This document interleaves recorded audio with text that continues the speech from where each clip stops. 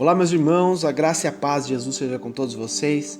Graças ao bom Deus, nós estamos aqui mais um dia podendo adorar ao nosso Deus, aprender com a palavra de nosso Deus, e eu creio que hoje será um dia maravilhoso para mim e para você. Amém? Hoje nós estaremos lendo os Salmos de número 81, irmãos. Por isso, abra tua mente, abra teu coração, deixa Deus falar contigo, trazer o discernimento dessa palavra. Eu creio que vai trazer edificação para a minha vida e para a tua vida. Amém? Os Salmos de número 81, irmãos, diz assim: Cantem de alegria a Deus, nossa força, aclame o Deus de Jacó. Comecem o louvor, façam ressoar o tamborim, toquem a lira e a harpa melodiosa, toquem a trombeta na lua nova e no dia de lua cheia, dia da nossa festa. Porque este é um decreto para Israel, uma ordenância do Deus de Jacó, que ele estabeleceu como estatuto para José, quando atacou o Egito.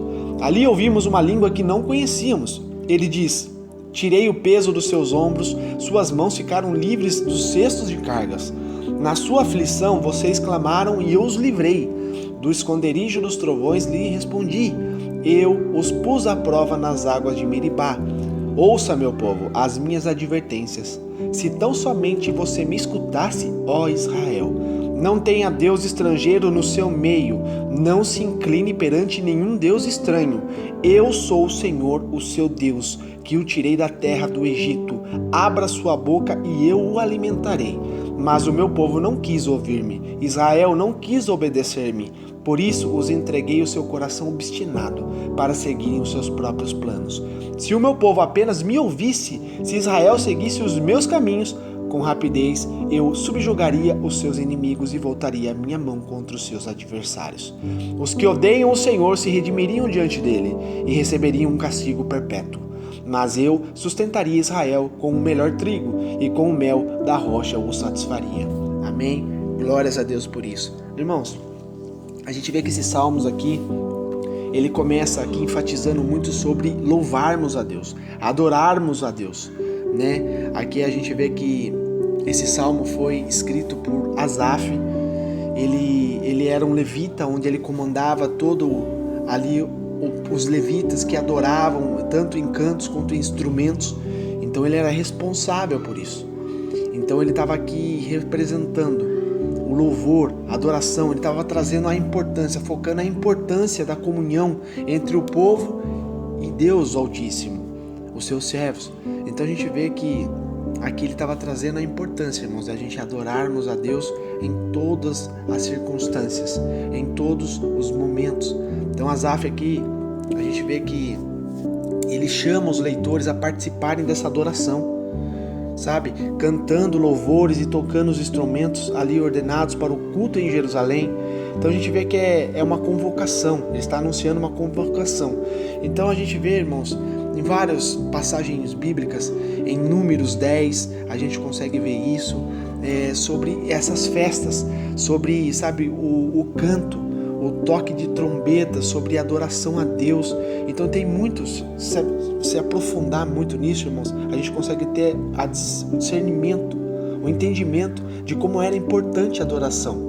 Deus ali tinha constituído um povo que adorava Ele em espírito e em verdade. Então tinha as festas, tinha o dia da expiação, tinha a festa dos tabernáculos. Isso tudo a gente encontra na palavra de Deus. A gente consegue ver aqui em Números 10, a gente consegue ver também em Levíticos 23, 26, Números 29. Então a gente consegue ler sobre isso, a gente entender como era a adoração de Israel ao Deus Altíssimo. Amém?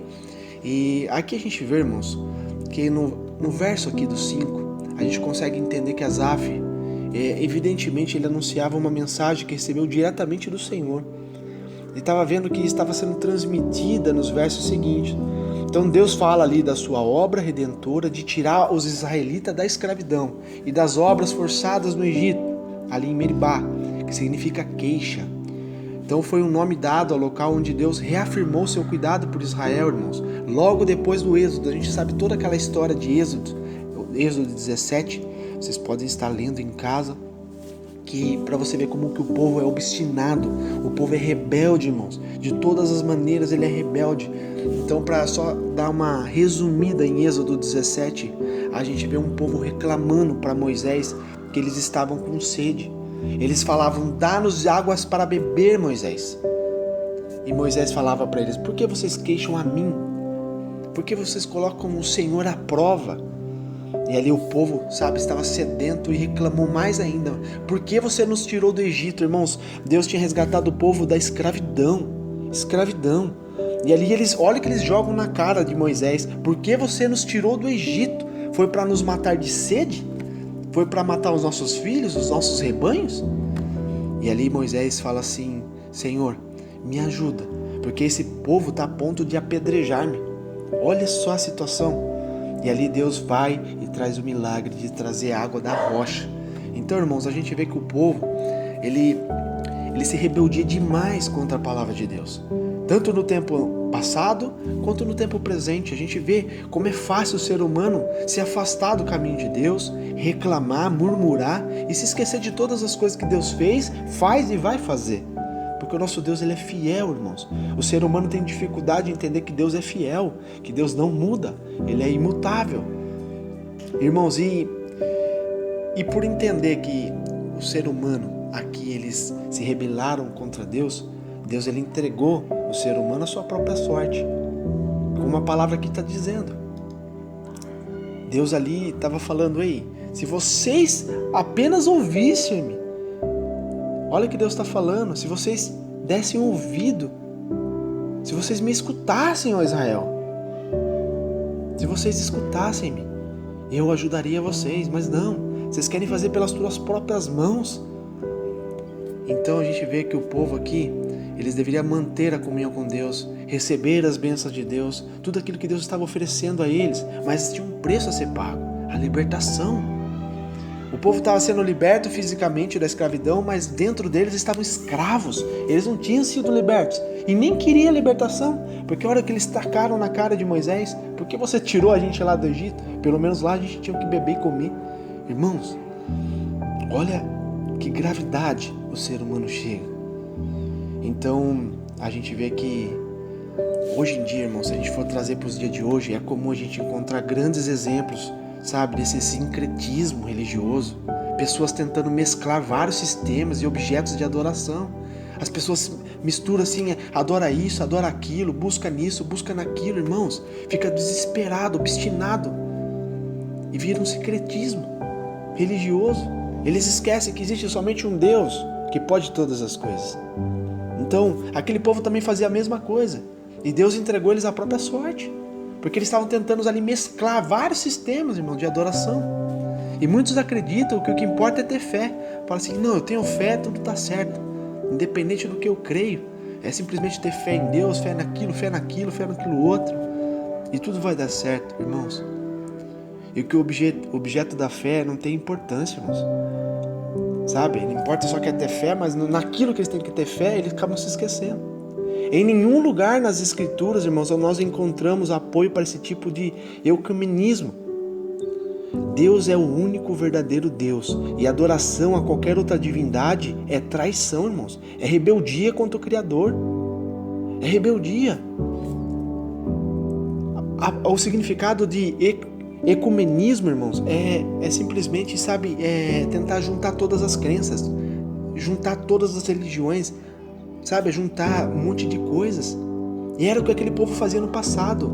Irmãos, Deus não aceita isso. A adoração, verdadeira adoração, irmãos, tem que ser somente para o Deus Altíssimo, ao nosso Senhor Jesus Cristo e ao Espírito Santo de Deus, para que nós não venhamos a agir com uma adoração de traição ao nosso Deus, irmãos, que é o que o povo fazia, é que o povo ainda continua fazendo. Deus não aceita isso, a palavra de Deus diz sobre isso. Então que nós não venhamos mesclar vários sistemas de adoração, irmãos. Creia, você tem que confiar somente em Deus, em Jesus Cristo, no Espírito Santo de Deus, que Ele vai te trazer o consolo, o conforto, a restauração, a libertação, a cura, aquilo que você necessita. Então, irmãos, a gente vê que aqui o povo fez de errado. A gente consegue ver o que eles fizeram de errado. Aqui a gente está vendo a descrição da desobediência de Israel. Eles poderiam se enquadrar em praticamente qualquer período da sua história. No deserto, o povo continuou sendo rebelde. No tempo dos juízes, continuou sendo rebelde. Cada um fazia a sua própria vontade. Aí quando chega as consequências desastrosas, irmãos, aí o povo fica em desespero. Aí o povo começa a murmurar. E eles esquecem tudo que eles estão fazendo de errado e quer colocar a culpa em alguém. Olha sobre Saul e Davi. Eles lutaram contra a idolatria, mas Salomão introduziu religiões falsas ali dentro de Jerusalém. Salomão que recebeu uma sabedoria que ninguém vai ter e ninguém teve antes dele. Ele ainda, pela vaidade do seu coração, ele introduziu as religiões daquelas mulheres que ele ia se casando. Elas traziam várias adorações a deuses pagãos, a imagens, esculturas, ia trazendo, e ele acabou se corrompendo, irmãos, esquecendo que só existe um Deus, o Deus de Israel. Então a gente vê que gerações depois, a idolatria do povo foi o principal motivo do castigo que Deus trouxe para eles, irmãos. Sofreram demais por causa da idolatria.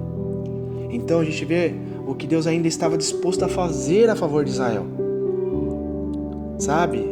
Apesar daquela apostasia toda, quase constante de Israel, a gente vê que oscilava demais. O povo oscilava cada dia mais. Deus ainda amava esse povo e desejava fazer o bem. Porque olha o que Deus está falando. Ah, se o meu povo me escutasse, se Israel andasse nos meus caminhos. E aquele povo simplesmente virava as costas.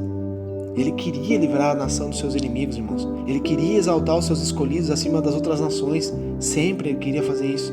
Deus queria o melhor para o teu povo. Ele sustentaria Israel com os melhores alimentos. É o que a palavra aqui está dizendo. Mas essas bênçãos não foram automáticas nem incondicionais. Ele repete a mesma palavra-chave empregada aqui, irmãos. Ah, se meu povo me escutasse, se Israel andasse nos meus caminhos. E nos dias de hoje, irmãos, a gente vê que Deus nos oferece bênçãos ainda maiores, pois Ele abriu o caminho para a vida eterna na sua presença através de Jesus Cristo, nosso Senhor. E não vivemos sujeitos à mesma aliança que governava Israel nos dias de Asaf, irmãos. Mas os princípios fundamentais desse salmo ainda se aplicam.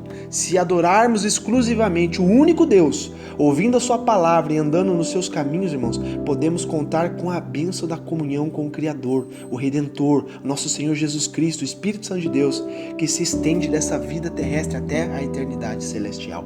Pois, irmãos, só existe um verdadeiro Deus, o Deus que deseja nos salvar, o Deus de Israel, a Jesus Cristo, que é o caminho, a verdade e a vida.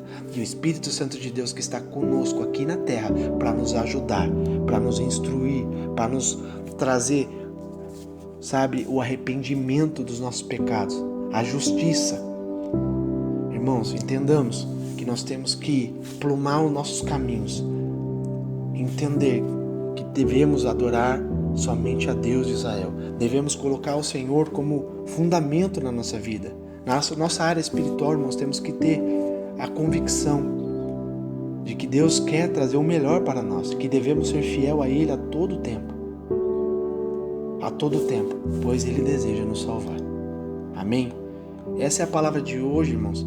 Esse é o Salmos de número 81 e eu creio que vai trazer revestimento para a tua vida, fortalecimento, que você possa entender que Deus, Ele não muda, que Deus está de braços abertos para os teus filhos. Aquele que busca, encontra. Aquele que quer aproximação, aliança com o Senhor, encontra. Então há tempo ainda, irmão. Há tempo para você desfrutar do que eu estou te dizendo. Para você colocar à prova toda a palavra de Deus e você fazer, sabe, uma decisão importante na tua vida. De você tirar a prova da palavra que é verdadeira. Faça isso. Coloca isso no seu coração. Busque verdadeiramente a Deus, somente a Deus de Israel, ao nosso Senhor Jesus Cristo, ao Espírito Santo de Deus que está conosco para nos ajudar. Faça isso para você ver como Deus se revela a nós, como Deus traz a vitória, como Deus traz a paz de espírito. Irmãos, é incrível, é sobrenatural o poder do nosso Deus, o Deus de Israel. Somente a Ele devemos toda a honra, toda a glória e todo o poder, pois somente a Ele é ministrado o louvor fundamental, o louvor de toda a nossa alma, e Ele merece todas as coisas. Amém? Que Deus te abençoe. Eu sou o evangelista Fábio Palini e eu creio que essa palavra trouxe discernimento ao teu coração, que você possa divulgar a palavra de Deus, irmão. Seja um transmissor, continue essa campanha, pois eu creio que até o término nós receberemos grandes coisas do Senhor, pois Ele é fiel em cumprir tudo aquilo que Ele tem para mim e para você, tá bom? Que Deus te abençoe. Se você quiser oração, se você quiser que eu te envie esses salmos pelo teu WhatsApp, entra aqui na página, clica no botãozinho WhatsApp, você vai ser direcionado para meu WhatsApp e eu consigo falar contigo, tá bom? E que Deus te abençoe, não esqueça de curtir a página, ajude a compartilhar nos grupos, no WhatsApp, para que as pessoas entendam a palavra de Deus e cada dia mais nós possamos levar o verdadeiro evangelho para as pessoas que necessitam de cura, salvação, restauração, libertação e o principal de tudo, irmãos, que é o que nós devemos pregar nos dias de hoje, salvação. E a salvação só encontramos em Jesus Cristo, pois Ele disse na palavra de Deus, eu sou o caminho, a verdade e a vida. Resumindo, eu sou tudo. Tudo está em Jesus Cristo, o nosso Senhor. Amém? Que Deus te abençoe, que Deus te ilumine cada dia mais e você possa ter a alegria plena do Espírito Santo de Deus na tua vida. Fica com Deus, meu irmão.